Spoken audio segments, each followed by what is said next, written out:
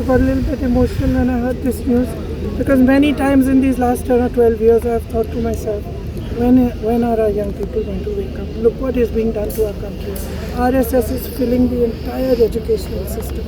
Every post, every vice chancellor, the ideology of our forefathers has been broken down. Force is being used against young people, against anybody who raises their voice and protest. So today I'm a very happy person, because the youth of our country has spoken and nobody can ever dare to silence them. But the main reason is that I believe today, the 25th of July 2026, is the day that the people of our country have started claiming their country back from those who have tried to destroy the constitution, from those who have tried everything to oppress and suppress the voice of our people. I believe that this is a victory for the youth of India. I am so proud of each one of them who has gone and stood there.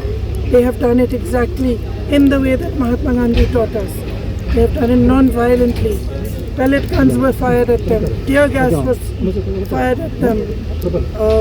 They were beaten with lathis. They had injuries, serious injuries, but they did not bend. The government had to bend to their will. And that is a lesson for every ruler of this country, from now to forever. You have to listen to the will of the people.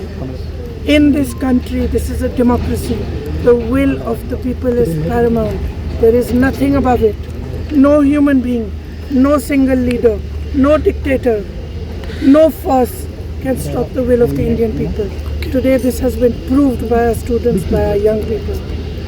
And they have stood there regardless, everywhere, not just in Delhi, across India. They have not cared about any political party, anybody who is trying to make politics out of it, anything. They have not cared. They have stood for what they believed was right. They have fought for what they believed was right. And this is their victory. I give them my compliments. We in the Congress party have tried our best to support them in the strongest way possible. Rahul Gandhi ji has been talking about this issue of paper leaks and exams for a long time. For a long time. I think it's been over 2 or 3 years that he's been raising this issue. So I think that I want to compliment him as well, because he has raised this issue and he has got the rest of us in the party, the NSUI, the Youth Congress, to not only support the students but to create a movement all across the country for the rights of students, for the reform of our education system.